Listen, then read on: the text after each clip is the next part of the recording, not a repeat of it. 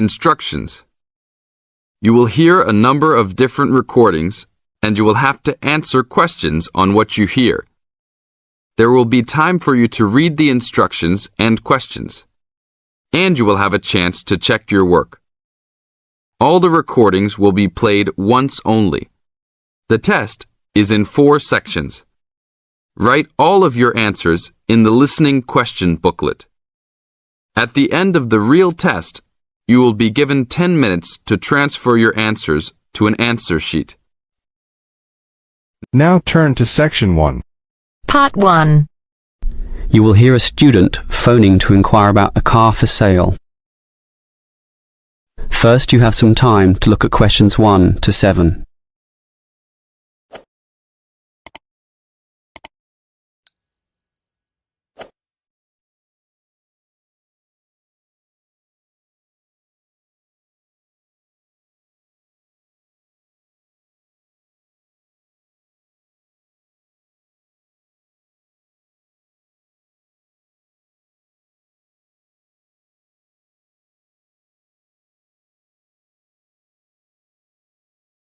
Now we shall begin.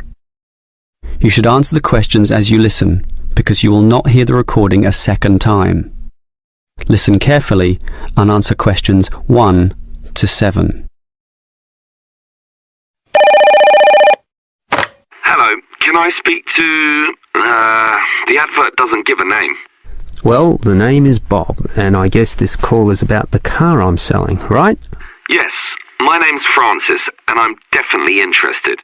You'll like my car then. Clean, neat, nice. What sort is it? Oh, the original model was called an Echo.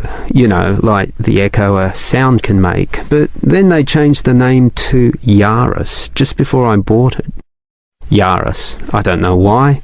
I liked the old name, and it's the same car, but that's what it's called. So, what's the colour? The ad says it's cream-coloured. Like cream, then? Yeah, well, it's more of a yellow colour, actually.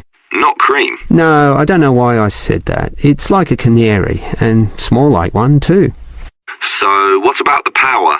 How many cylinders does it have? 4 or 6? My brother has a 6-cylinder car and says it's very powerful. Well, this one's 4 only, but I find it fine for city driving. As long as you don't intend to drive this car interstate or across the country, it does the job fine. That's okay.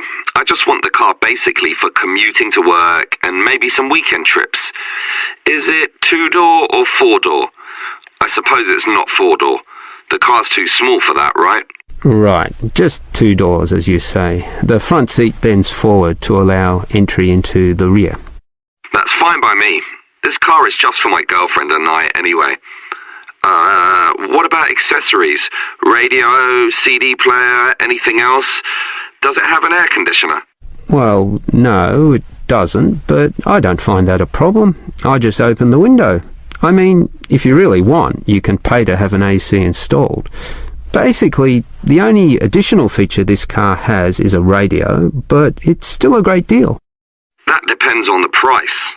You say you want $12,800, right? Yep, about that. Well, obviously you expect the price to be reduced to an even figure, right? Well, I don't know. $12,000. $12,500, maybe. If you can lower it a bit, I'll come and have a look, okay? Okay. Let's say $12,400, but I won't lower it any more than that. Certainly not to $12,000. Well, if I can get that better price, I may come over this afternoon. But what year is this car? How old is it? My brother's got a 12-year-old car and it's showing problems. Well, my car was brand new only 3 years ago, but it still looks like it's only been 1 year on the road. Okay, that sounds good. Before you hear the rest of the conversation, you have some time to look at questions 8 to 10.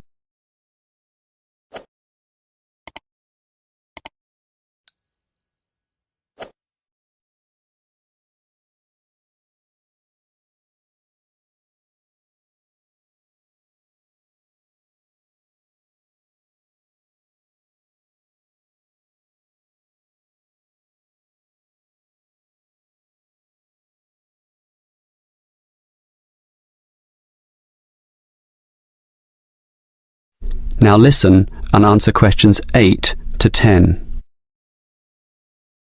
Can I just ask a few more general questions about this car you're selling? Sure. Can you just tell me why you think it's such a good deal? Of course, I won't necessarily believe you, but just tell me what you think. You can believe me. I honestly think this is a nice car, well worth buying at the price I'm asking. How much registration does it have left? To be honest, not so much, but I think having lots of registration is irrelevant.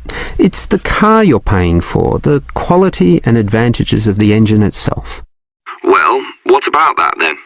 Okay, many people like to accelerate down the freeways, right? There are a lot of speed demons out there who think quickness is all that matters, but basically, people are mostly trapped in city traffic. So one of the things I like is that because this car is small, you can put it anywhere. Say you're in the city wanting to duck into a shop. Well, you can fit this car in any little space while you go shopping or do other things, and that saves you a lot of time.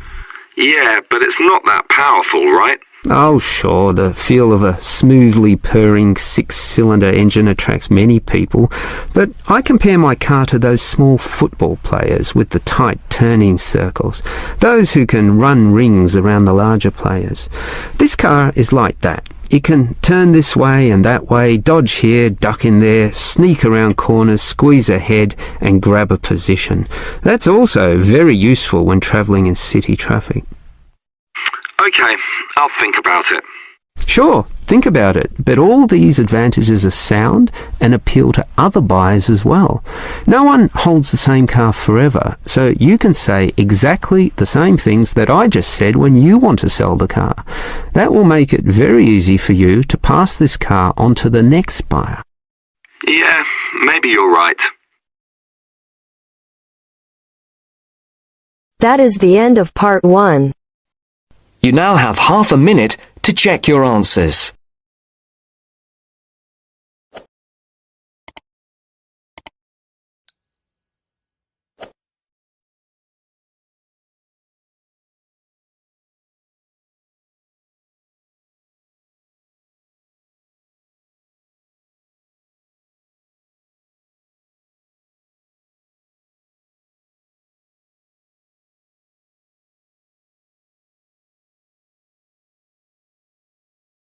Now turns to part 2.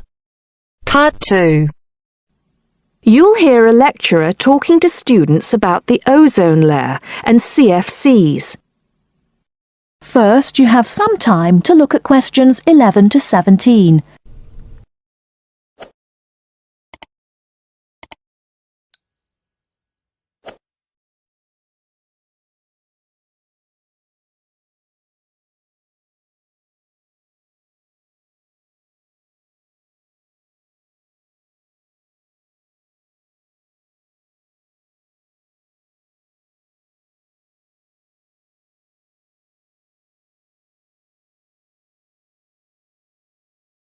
Now, listen carefully and answer questions 11 to 17.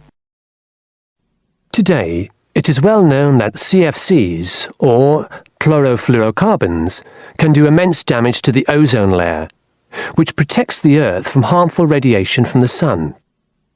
However, it was as recently as the mid-1970s when the connection between CFCs and ozone layer destruction was first established. The story starts back in 1957, when James Lovelock invented the electron capture detector. This is a machine that can detect very small amounts of a chemical compound in the atmosphere. Indeed, using the machine, it was Lovelock who was the first person to detect the widespread presence of CFCs in the Earth's atmosphere.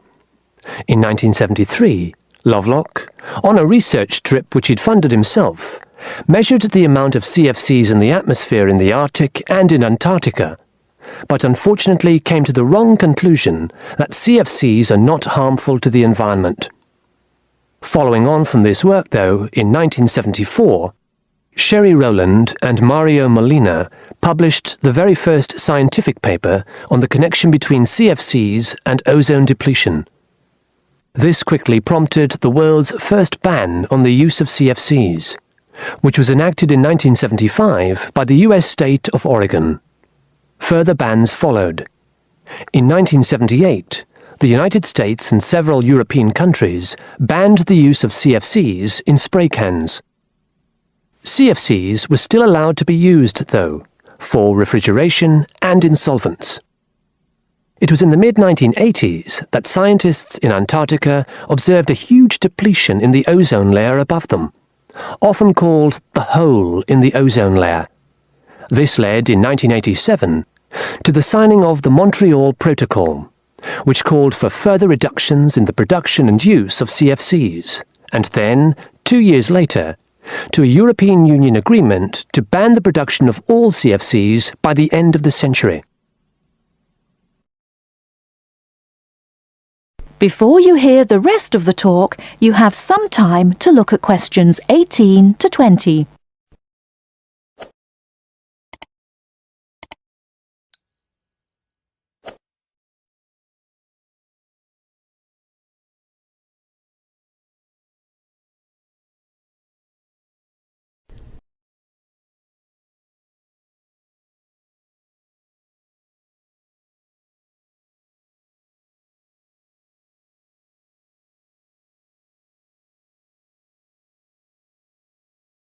Now listen and answer questions 18 to 20. So why exactly are CFCs so harmful?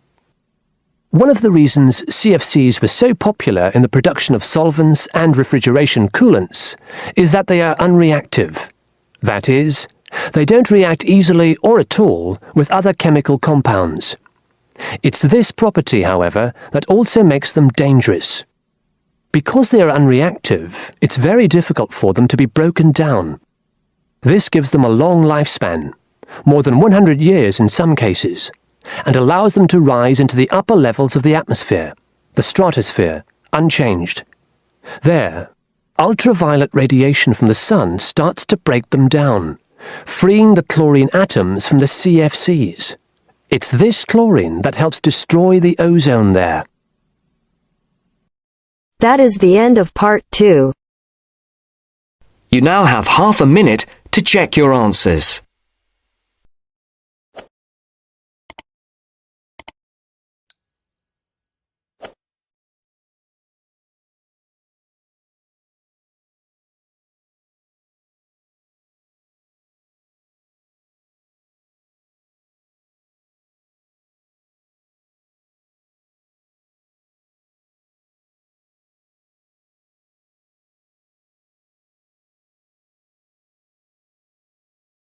Now turns to part 3. Part 3. To hear a reporter from the New York Times who is presenting a news report prepared by Dion CFC and Robert Gebeloff on the topic Middle Class Shrinks, further as more fall out instead of climbing up. First, look at questions 21 to 23.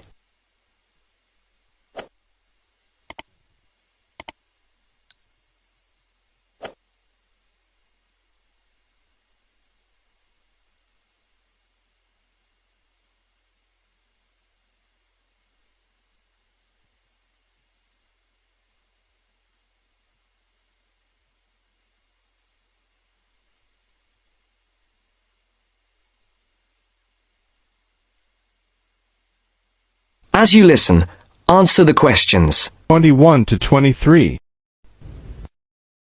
The middle class that President Obama identified in his State of the Union speech last week as the foundation of the American economy has been shrinking for almost half a century.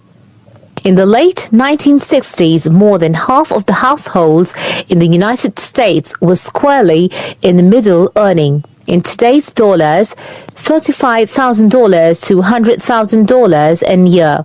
Few people noticed or cared as the size of that group began to fall, because the shift was primarily caused by more Americans climbing the economic ladder into upper income brackets. But since 2000, the middle class's share of households has continued to narrow, the main reason being that more people have fallen to the bottom. At the same time, fewer of those in this group fit the traditional image of a married couple with children at home, a gap increasingly filled by the elderly. This social upheaval helps explain why the president focused on reviving the middle class, offering a raft of proposals squarely aimed at concerns like paying for college education, taking parental leave, affording childcare, and buying a home.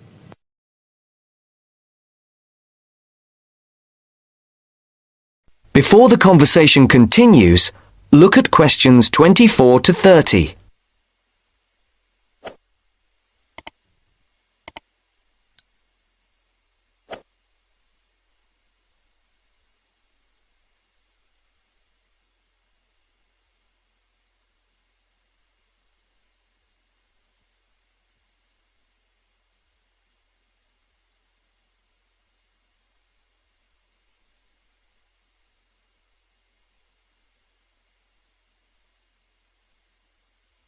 Now listen to the second part of the discussion and answer questions 24 to 30. Mr. Obama told Congress and the public, still, regardless of their income, most Americans are identified as middle class. The term itself is so amorphous that politicians often cite the group in introducing proposals to engender wide appeal. The definition here starts at $35,000, which is about 50% higher than the official poverty level for a family of 4 and ends at the six-figure mark. Although many Americans in households making more than $100,000 consider themselves middle class, particularly those living in expensive regions like the Northeast and Pacific Coast, they have substantially more money than most people. However, the lines are drawn. It is clear that millions are struggling to hang on to accoutrements that most experts consider essential to a middle-class life.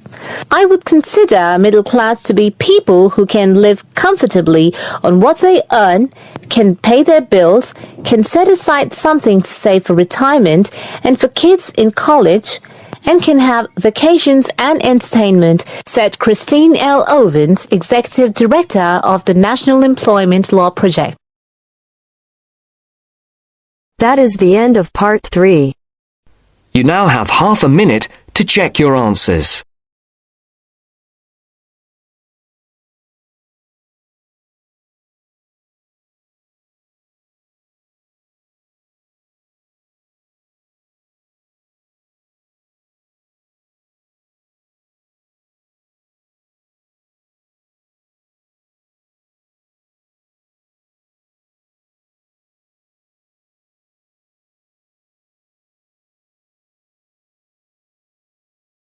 Now turns to part 4. Part 4. You will hear a part of a lecture about learning and bilingualism. First, you have some time to look at questions 31 to 40.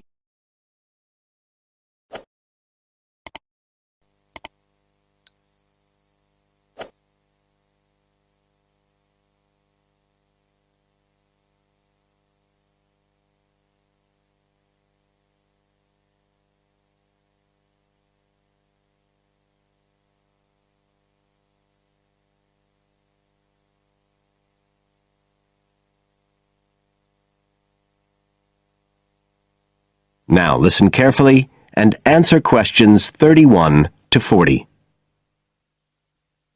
When we look at theories of education and learning, we see a constant shifting of views as established theories are questioned and refined or even replaced, and we can see this very clearly in the way that attitudes towards bilingualism have changed. Let's start with a definition of bilingualism. And for our purposes today, we can say it's the ability to communicate with the same degree of proficiency in at least 2 languages. Now, in practical terms, this might seem like a good thing, something we'd all like to be able to do. However, Early research done with children in the USA in fact suggested that being bilingual interfered in some way with learning and with the development of their mental processes, and so in those days bilingualism was regarded as something to be avoided, and parents were encouraged to bring their children up as monolingual, just speaking one language.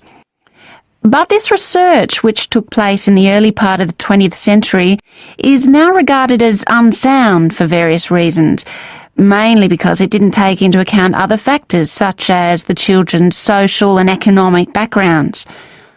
Now, in our last lecture, we were looking at some of the research that's been done into the way children learn, into their cognitive development, and in fact we believe now that the relationship between bilingualism and cognitive development is actually a positive one. It turns out that cognitive skills such as problem solving, which don't seem at first glance to have anything to do with how many languages you speak, are better among bilingual children than monolingual ones. And quite recently, there's been some very interesting work done by Ellen Bialystok at York University in Canada. She's been doing various studies on the effects of bilingualism, and her findings provide some evidence that they might apply to adults as well. They're not just restricted to children. So how do you go about investigating something like this? Well, Dr. Bialystok used groups of monolingual and bilingual subjects aged from 30 right up to 88. For one experiment, she used a computer program which displayed either a red or a blue square on the screen. The coloured square could come up on either the left-hand or the right-hand side of the screen. If the square was blue, the subject had to press the left shift key on the keyboard, and if the square was red, they had to press the right shift key. So they didn't have to react at all to the actual position of the square on the screen, just to the colour they saw. And she measured the subject's reaction times by recording how long it took them to press the shift key and how often they got it right. What she was particularly interested in was whether it took the subject longer to react when a square lit up on one side of the screen, say the left, and the subject had to press the shift key on the right-hand side. She'd expected that it would take more processing time than if a square lit up on the left and the candidates had to press a left key. This was because of a phenomenon known as the Simon effect, where basically the brain gets a bit confused because of conflicting demands being made on it. In this case, seeing something on the right and having to react on the left. And this causes a person's reaction times to slow down. The results of the experiment showed that the bilingual subjects responded more quickly than the monolingual ones. That was true both when the squares were on the correct side of the screen, so to speak, and even more so when they were not. So, bilingual people were better able to deal with the Simon effect than the monolingual ones. So, what's the explanation for this? Well, the result of the experiment suggests that bilingual people are better at ignoring information which is irrelevant to the task in hand and just concentrating on what's important. One suggestion given by Dr. Bialystok was that it might be because someone who speaks two languages can suppress the activity of parts of the brain when it isn't needed. In particular, the part that processes whichever language isn't being used at that particular time. Well, she then went on to investigate that with a second experiment. But again, the bilingual group performed better. And what was particularly interesting, and this is, I think, why the experiments have received so much publicity, is that in all cases, the performance gap between monolinguals and bilinguals actually increased with age, which suggests that bilingualism protects the mind against decline. So, in some way, the lifelong experience of managing two languages may prevent some of the negative effects of ageing. So that's a very different story from the early research. So what are the implications of this for education? That is the end of part 4. You now have half a minute to check your answers.